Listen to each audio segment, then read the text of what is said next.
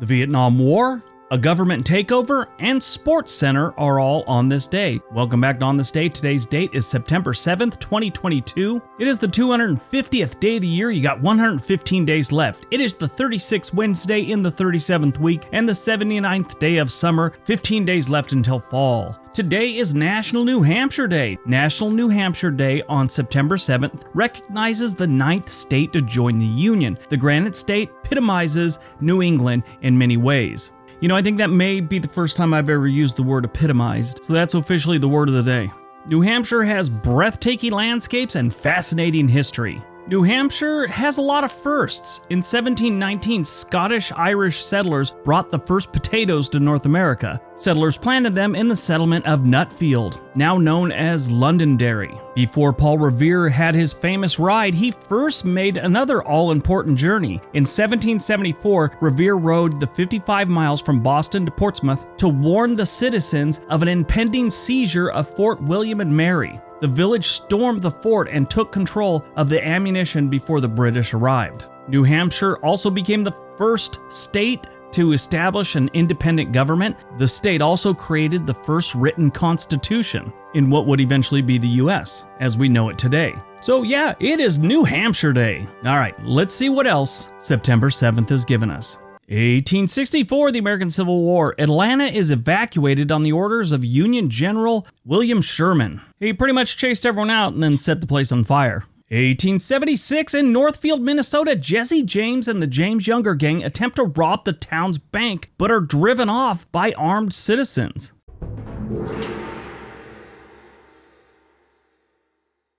So this was the town that ended the James Younger Gang. On the morning of September 7th, 1876, the James Younger Gang attempted to rob the First National Bank of Northfield, Minnesota. It was Frank and Jesse James along with Cole, Bob, and Jim Younger. They'd been robbing trains and banks right after the Civil War. It's how they made their living. So they get to Northfield and they get to the bank and they demand money from the vault. And Joseph Lee Haywood, the bank clerk that was on duty, said no, he couldn't open it. And there's a little bit of a negotiation going on and they're back and forth, back and forth. He was trying to delay them and hopefully get help. They eventually shot and killed him when he refused to open the safe. To this day, he is known as a hero in the town. Little side note to that, the bank is still there and it's in the same condition it was. I mean, I'm sure they've dusted, but it's like a museum. You could get tours and they're all about Joseph Lee Haywood.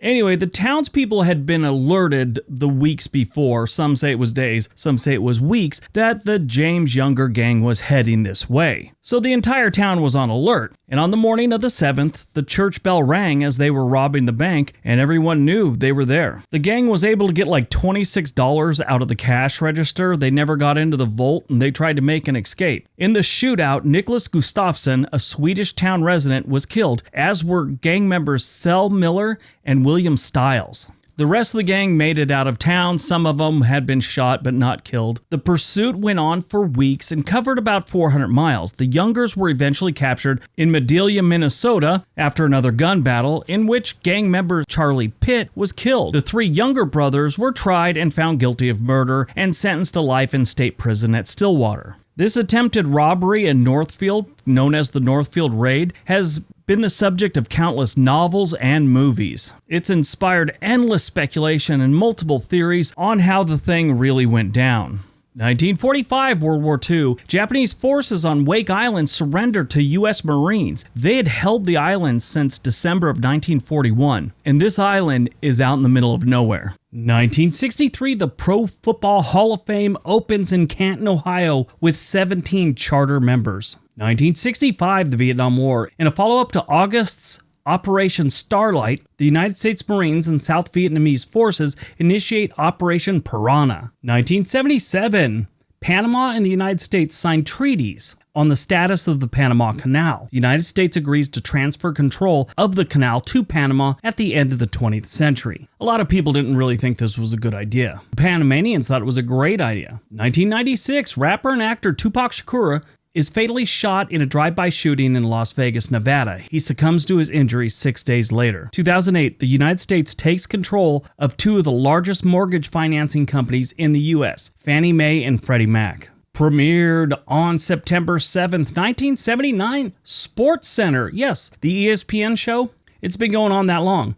This is the flagship program for the TV network ESPN, which is a daily sports news show. It is broadcast from both Bristol, Connecticut, and Los Angeles, California. Years after it had been going, probably 1984, 83, something like that, one of my friends told me about it. I was like, a 24-hour sports channel? Yeah, that's going to last. It has. Born on September 7th, 1924, Daniel Inouye. He was a Democrat and U.S. Senator from Hawaii from 1963 to 2012. He was the first Japanese American to serve in the U.S. House of Representatives and the U.S. Senate. The man had been there for a while. He was a major voice in the Iran-Contra affair. I should say investigation. He wasn't involved in the affair of it. I never knew much about his politics. I just remember when 9/11 happened, they were trying to push some things through to up security in the United States. Had to be approved by Congress, and they had a sticking point. He kept trying to get more money for his state, which this needed to be done right away. The country was in a bad way, and he was trying to get more money for the Coast Guard to protect the coral in case terrorists attack the coral, which I'm save the planet type of dude and all that, but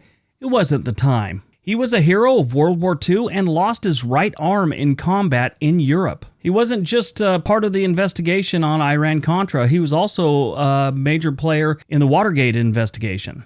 Died on September 7th, 2011, we lost Pavel Datsyuk. You may not know him, but he's a former NHL player who was invited to the All-Star Game in 1999, 2000, and 2002. He is most famous for his time with the St. Louis Blues. He played for the Slavic team HC Dulka before being drafted in the NHL. On September 7, 2011, he boarded a plane with teammates in Russia on their way to Belarus. The airplane caught fire as the plane was taking off and crashed shortly after. 43 of the 45 people on board died in the accident. He was only 36 years old. All right, that's today's video. Hope you guys enjoyed it. Hope you got some information out of it. Now go out, have a productive day, and be nice to each other.